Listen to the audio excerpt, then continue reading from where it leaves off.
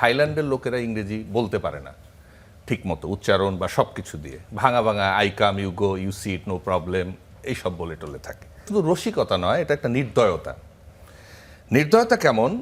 এই দেশ হচ্ছে সেই দেশ যেখানে প্রায় ৮০,০০০ টাকা ঋণের বোঝা নিয়ে প্রতিটি শিশু জন্মগ্রহণ করে। আমি আশা করি এই আলোচনার মাঝখানে এটা বন্ধ হয়ে এখনই হয়তো প্রেস রিলিজ আসবে যেটা বন্ধ হয়ে গেল, আমি সেটা আশা করি।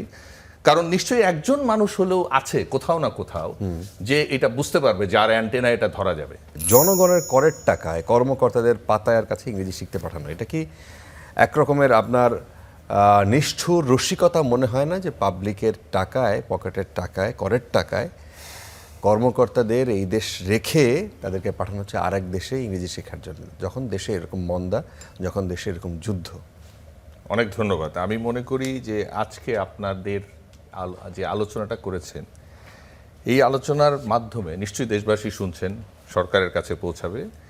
এই উদ্যোগটা আসলে ব্যর্থ হবে, এইটা আমি মনেই করি যে এই উদ্যোগ, অন্তত এই আলোচনার পরে এই উদ্যোগ নিয়ে এই সরকারের সামনে যাওয়ার কোনো কারণ থাকবে বলে মনে করি না।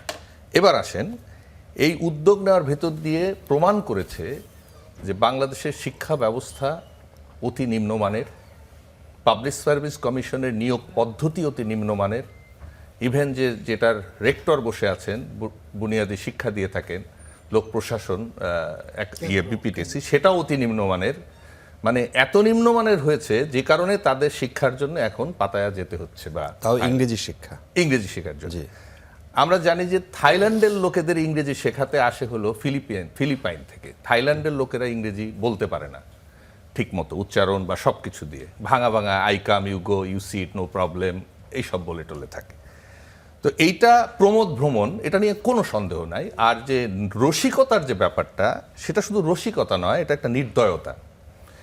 নির্দয়তা কেমন? এই দেশ হচ্ছে সেই দেশ যেখানে প্রায় ৮০,০০০ টাকা ঋণের বোঝা নিয়ে প্রতিটি শিশু জন্মগ্রহণ করে। এইটা হচ্ছে সেই দেশ, এই মুহূর্তে পৃথিবীতে ইরান যুদ্ধের ফলে যে দেশ প্রথম জ্বালানি শূন্য হবে, সেই তালিকায় বাংলাদেশ ১ নম্বরে আছে। আজকের প্রতিবেদন বিজনেস স্ট্যান্ডার্ড বাংলাদেশের, এবং সেটা যুক্তরাজ্যের ইন্ডিপেন্ডেন্ট প্রতিবেদনের অংশ। সেই রকম জায়গায় বসে এখনও যে আলোচনাটা আমাদের চালিয়ে যেতে হচ্ছে, আমি আশা করি এই আলোচনার মাঝখানে এটা বন্ধ হয়ে এখনই হয়তো প্রেস রিলিজ আসবে যেটা বন্ধ হয়ে গেল, আমি সেটা আশা করি। কারণ নিশ্চয়ই একজন মানুষ হলেও আছে কোথাও না কোথাও যে এটা বুঝতে পারবে, যার অ্যান্টেনা এটা ধরা যাবে। এবং এই উদ্যোগ যারা নিয়েছে তাদেরকে তো শোকজ করা উচিত, তাদের চাকরি যাওয়ার মতো কাণ্ড তারা করেছে।